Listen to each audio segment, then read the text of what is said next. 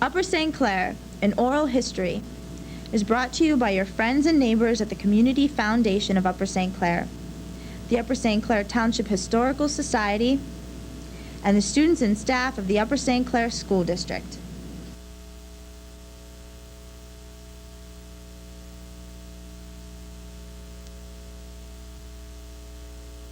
It has become increasingly important to put on paper the knowledge of those elders still with us today, about the past, the way they experienced it. There is an urgent need to collect and publish this traditional information so the children of today can identify themselves with their relatives from the past. Children today desperately need to know their cultural background and history so they can be proud of themselves.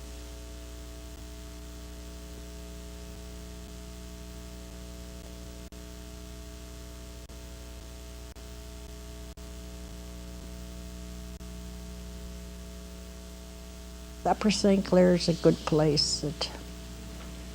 I wouldn't have stayed here that long. And they want me to move now, and I don't want to move. I says they're going to carry me out of Beadley. Places where people went back then, in Upper St. Clair, you'd go to the Moose Shop. And one of my cousins ran out. We were in the midst of dinner, ran out to see what was the matter. And he come in, he was all white, and he said that an airplane just crashed in the field up the road. And for $10, I worked every weekend as a constable. And he gave me a gun. I couldn't hit the side of a building with it. She had a club about 3 feet long and 4 inches wide and a half-inch thick. And she beat you over the neck right here down over the neck, you know, where it hurt most.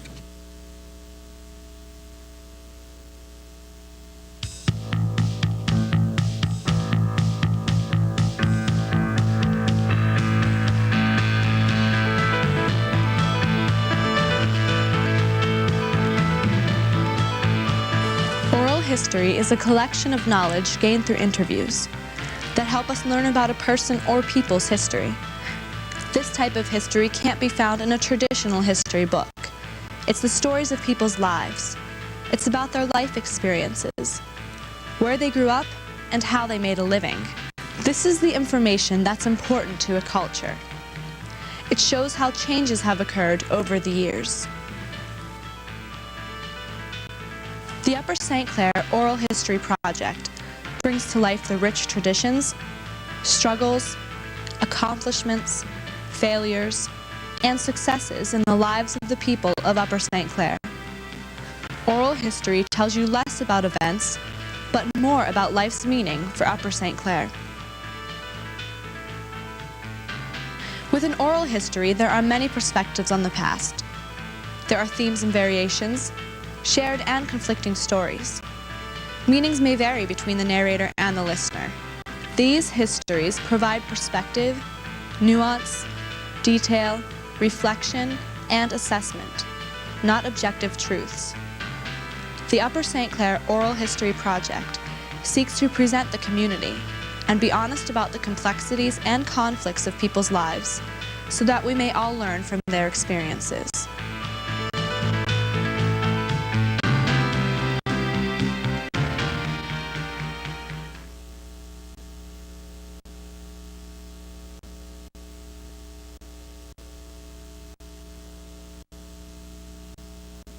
The township of Upper St. Clair was one of 7 original townships in Allegheny County. It's named for a man who probably never stepped foot inside the township boundaries. Historian Dave Batchelor is a longtime resident of Upper St. Clair. He has taught history for more than 3 decades in western Pennsylvania. Batchelor has extensively researched the life of the township's namesake, Arthur St. Clair. The research that we have done has not provided or revealed any evidence that he ever passed through St. Clair Township. Arthur St. Clair was the only major general from Pennsylvania to serve in the Revolutionary Army.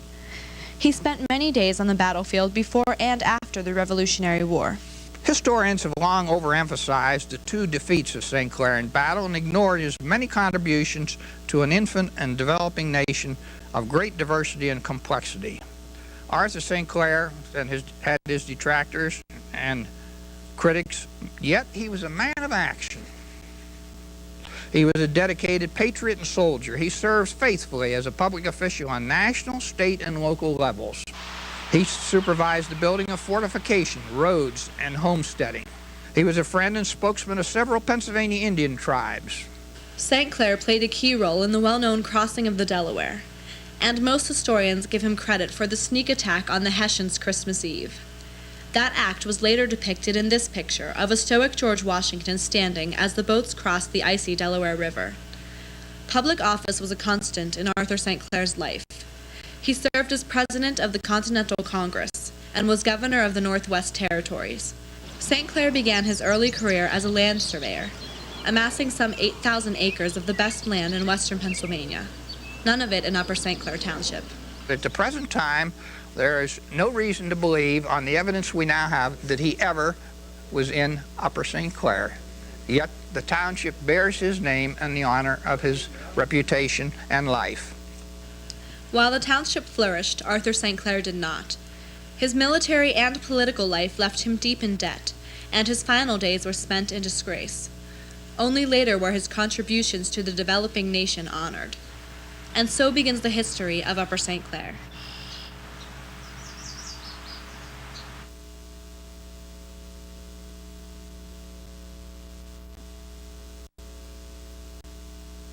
As the rebels went by, they marked his barn for destruction and burning on their return because he refused to cooperate with them. Fortunately, on their return, they were drunk and they forgot what they were going to do, and they passed it by and the barn was saved. Drunken rampages through the streets, setting barns on fire, chasing public officials through the woods. The Whiskey Rebellion was underway right here in Upper St. Clair. Before it was over, Thomas Jefferson's warnings about fierce resistance to the tax would come true, and Upper St. Clair would have its own place in history. The Whiskey Rebellion has been called more than just a tax revolt. It was a battle for a young nation and a new constitution, fought in the streets and valleys of western Pennsylvania. Taxes had long been a part of farming life in early America, including taxes on whiskey. But Pittsburgh was still considered the frontier in the late 1700s, and whiskey tax collection was uncommon. Life at the edge of civilization was rough. Most of the population of farmers worked hard and lived simply. The major export from the region was whiskey. To the cities in the east, it was as good as gold. The Whiskey Rebellion began rather innocently as a renewed effort by the federal government to collect the profitable whiskey tax. The law called for the tax to be collected in cash, but farmers used the whiskey for barter and were cash poor. Tensions grew. When these men gathered at Fort Couch, they were, of course, in a very angry mood. They were ready to set out and do anything necessary to take care of the tax collectors and to stop the payment of these taxes. That anything happened when warrants were served on those ignoring the tax.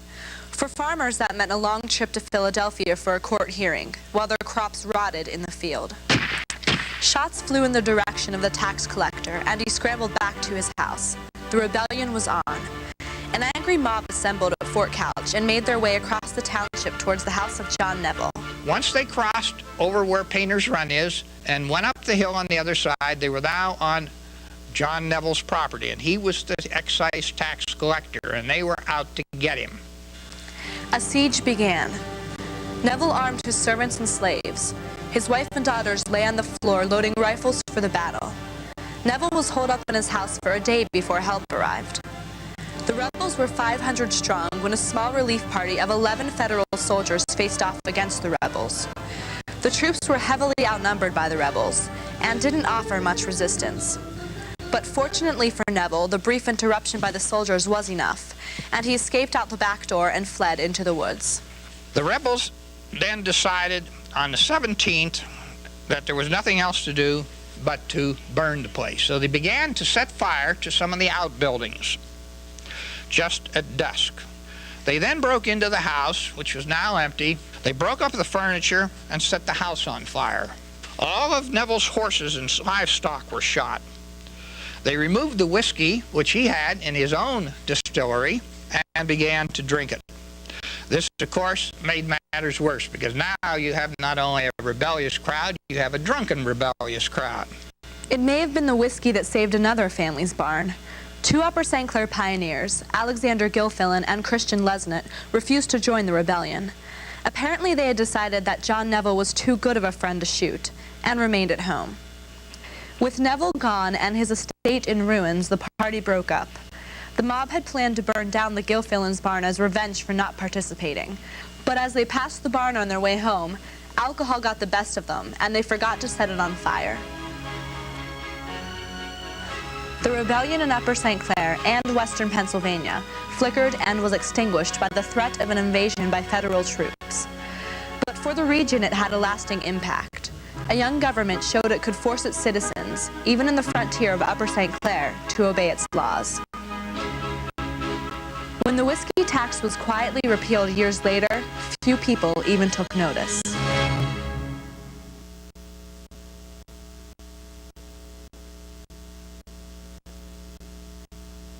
Few activities smack of community spirit more than a barn raising.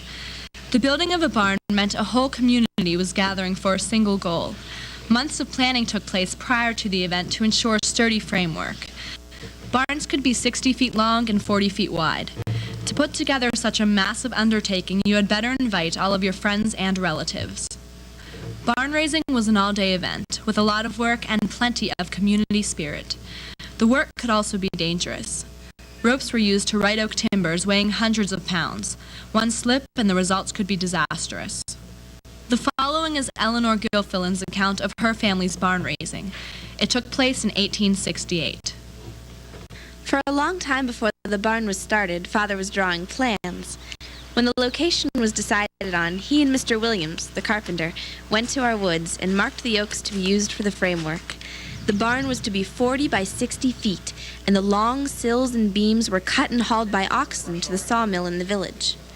The great day was set for June, when the days were longest, and almost 100 men gathered. Father always liked plenty of help.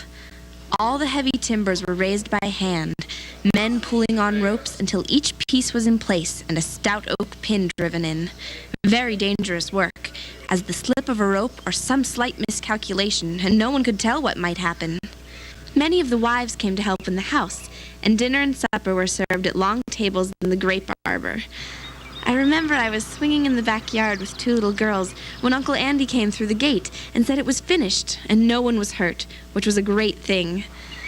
Afterwards it was talked of, how well it was planned, not one timber too long or too short, and each raised to its right place.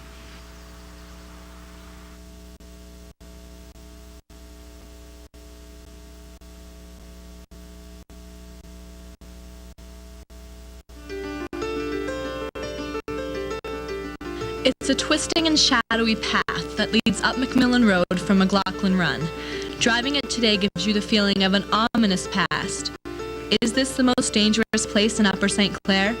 And how did it come to be known as Shades of Death? There are many rumors. Did snakes once rule the narrow stretch? Or did criminals lay in wait here for unsuspecting travelers? Did the dark provide covering for those who wanted to live no more? Or did a terrible accident take place here? There are many stories as to how the road gained its odious title. The first theory involves some slithering undesirables.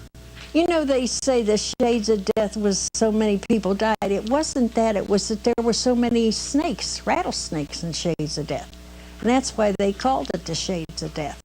If it wasn't the snakes, then it may have been some thugs preying on passers-by. The reason they called that McMillan Road area the Shades of Death is that the miners were paid in cash. You know, they didn't have any checks back then. And the man, well, first they would, on payday, I think one of the, you know, there were probably one or two large companies that owned most of the mines in this area, but they would pay the miners in cash, and they came out on horse and buggy. And when they came, then when they left the Beeling mine, that paid those employees their money, they would come down what is now McMillan Road, and they were robbed. They were held up and robbed. In fact, one person, I understand, was killed there. And there was one of the holdups, the person got killed. The next theory says it wasn't the muggers, but rather some solitary souls visiting the shades. As you go maybe a quarter of a mile, it's all overgrown with trees. And there was a rumor, I suppose, that at one time a man had committed suicide by hanging from one of those trees. So they called it Shades of Death. It could have been the sharp curves and shady corners that led to a terrible end for some motorists.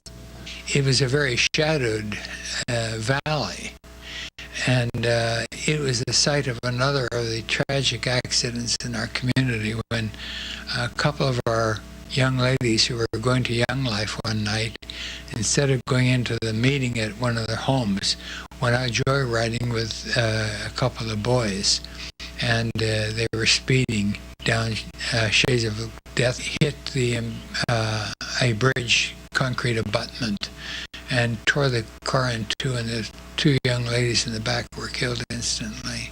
Which one is the real reason the road is called Shades of Death? No one is sure. However, there is one final but less dramatic idea. The road is narrow and a thick canopy of trees shades the area. So I walk up through the Shades of Death. I'll tell you, it was scary. It was really scary. It was dark. The dark wagon trail, and the trees are overlapping over top of each other, and those doggone birds would make noises. You'd think it was somebody rattling through the trees after you, I ran up that hill a lot of times. I did too. That was a scary thing, but they always called it the Shades of Death, and I never found out why. Because it was shady in the sunshine. It's still a pretty place to go through. I think that's the prettiest spot down in there. We put up hay on Orr Farm a couple of years, and I had to drive a team of horses up and down through the Shades of Death. I'd make a move, boy. I don't know why, but it was scary. The legend may have just been superstition and rumor that made the residents believe evil lurked here. We'll leave the final say up to you.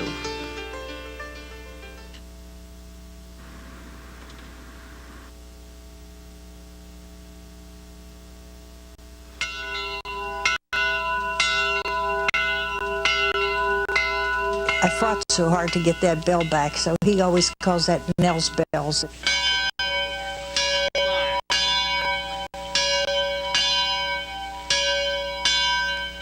The clang of a bell can be heard for a great distance.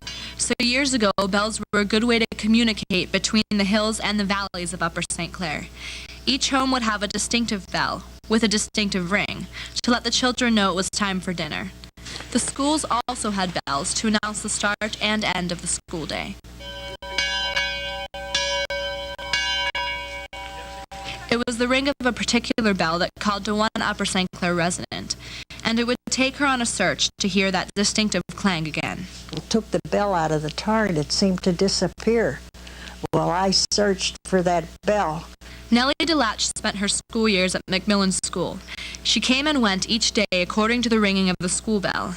When that bell disappeared during the conversion of Macmillan School to St. John Capistrano Church, she decided to find it. Doc Skinder was the one, he worked with the township commissioners and things, and he was the instigator that got us the school for our church. And then we worked and made our church there. And in renovating the church, the school to the church, well, then they took the contractor, took the bell out of the tarn. It seemed to disappear. Well, I searched for that bell, and I found the contractor had it in his front yard. Well, I argued and fought, and I got the bell because that's the only artifact of beadling in Upper St. Clair we have, and it's back in our church tower. We got that church bell back, and then we got two, matched to have 3 bells in the church. you know, and then Father Harkaric was there at the time, and I know I fought so hard to get that bell back, so he always calls that Nell's bells in our tire.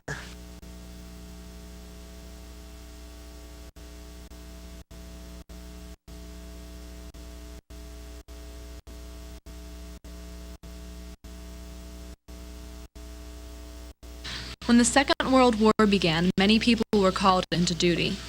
Upper St. Clair, like other towns, lost many of its children in the war. Pictures of the beadling soldiers who lost their lives were displayed in the Upper St. Clair Hotel. The hotel was owned by Nellie DeLatch. The hotel wall also displayed this poem written by Millie Gorney. It is written in honor of those killed while serving their country, and for those that were still fighting. It doesn't make much difference now about his name, who he is or what he was, or from where he came. He may have been your sweetheart, a husband or a brother, or he might have been a son who somewhere has a mother. The important thing is that he died out on a waste of sand in such poignant loneliness without the touch of a loving hand. Missing in action, just an obscure line in a communique, that was all. But he lies there. You're still here today. Last night he died in such utter, unspeakable desolation for you, so you might live in a freedom-loving nation. The pain was terrible enough, but then there had to be the memory of Mom and Dad, his last farewell to Marie, the roadster in the driveway, the picnic with his gal, the very familiar bark of his faithful dog, old Pal. All those plans for the future. Couldn't someone find him, please? Then that racking pain again. No, he didn't die with ease. Too much for you, all this? But it really happened last night, and still again tomorrow it'll be another's plight. But you're still here, protected, loved and clothed and fed. You happen to be much luckier than the thousands who are dead. Maybe you could have helped that boy, the one who died last night, by buying an extra bond or two. Sounds fantastic, but it's right. If we would just grind into our thinking, think about it today, every petty selfish interest would surely be swept away. Let's sacrifice everything and anything, help to win this fight. Let's make ourselves worthy of that boy who died last night.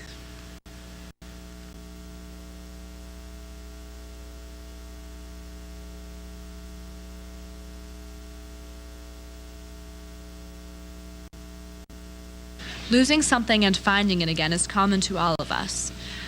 Losing something extremely valuable, that's another story. But what makes this next story extraordinary is the amount of time involved. It's an unusual thing. Del Lesnet's grandmother lost her wedding ring one night while she was doing the dishes. After a couple of years without any luck, she gave up on finding it. She dropped her ring, and she didn't have any idea where it was. And after we bought the house, Mrs. Nichols, who lives down below us, the water was still running. They diverted the spring away from the kitchen and put city water in. And Mrs. Nichols called me, and she had some goldfish in a little pond there where the stream ran down, a little small stream. She had goldfish in there, and she's fooling around with the goldfish, and she saw a gold circle and dug it out with a stick. I'm telling you how she happened to see it. She just happened to see it looking at her goldfish, and she dug it out with a stick and called me and told me what she had and said it's got a bunch of writing and initials and everything in it. I can't make it out. So here it was, my grandmother's wedding band. I find out afterwards that my grandmother had lost her ring. And she, after they were married about a year, I've worn it. Yeah, I wear it. I think it's so rare that, it's an unusual thing.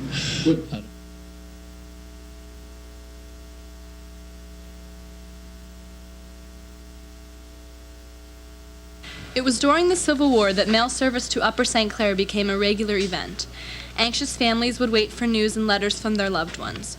The Civil War had been raging for 2 years when John M. Boyce wrote the following letter to his family in Upper St. Clair.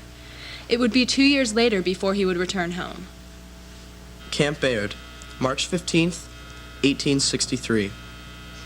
Dear Father, I received your letter of the 3rd some time ago, and as I owed one to Margaret, I delayed answering yours, as I answered hers but a short time ago. We have had very changeable weather in this month, and even now the sleet is rattling on the canvas that is between us and the elements, while the distant wall of thunder can be heard audibly in the heavens, which startles us from our reverie, making us think that it is the roar of cannon, and that we might be summoned at any time to gird on our armor and go marching along. But as the intonations are of a protracted kind, we come to the conclusion that it is not man's artillery that is startling us, but the artillery of heaven. We received a Tribune of March the 7th, and it afforded us much reading matter, and we snatch at everything that is readable, as it is hard to be obtained in the Grand Army of the Potomac. And every one you send will be accepted with much gratitude. We are both well and comfortably seated before a cheery fire, while the sleet is trying to break through our thin barrier, but I think that it will fail. You seem to be much dispirited because we are not as comfortable as we would be if we were at home. But you must recollect that we are to fight for the best government that is on earth, and I trust that you are not unwilling to sacrifice us, if needs be, for its sustenance. For in the language of an ancient, would that we had better die as free men than to live all slaves to a despotism blacker than ever existed. You should be proud of your offering, and pray that it will be the will of him who doeth all things well, that we may safely return to you. Hoping that you will be of lighter heart, despite your afflictions, and that a happy day will be in store for us all, I remain your affectionate son, John M. Boyce. Write soon. 7 months after writing the letter, Boyce was wounded in the Battle of Mine Run. The bullet struck him in the leg and is now part of the display in the Grand Army of the Republic Room at the Carnegie Library. John Boyce recovered from his wound and returned to active duty. During the Battle of White House Landing in June of 1864, Boyce was captured. The letters home stopped, and his family began to worry. The following is a letter from his father asking for information on his son's whereabouts. Harrietsville, August 17, 1864. Colonel William Hoofman. Dear Sir, at the Battle of White House on the 21st of June, 1864, Corporal John M. Boyce of Company K, 1st Regular Pennsylvania Cavalry of General Gregg's division, is among the missing, and since then, no information of him can be found.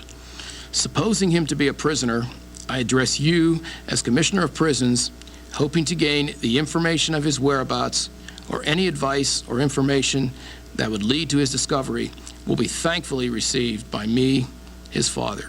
Yours truly, John Boyce. Civil War prisons were rough places, and many people died while incarcerated. John Boyce attempted to escape from prison, but was recaptured and moved to the Andersonville prison in Georgia, notorious for its horrible conditions.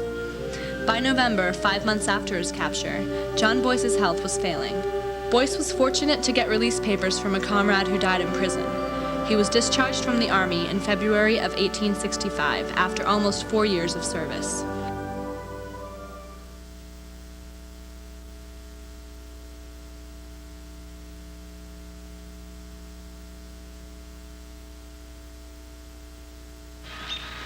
One of the keys to understanding Upper St. Clair is to look at the politics of the township.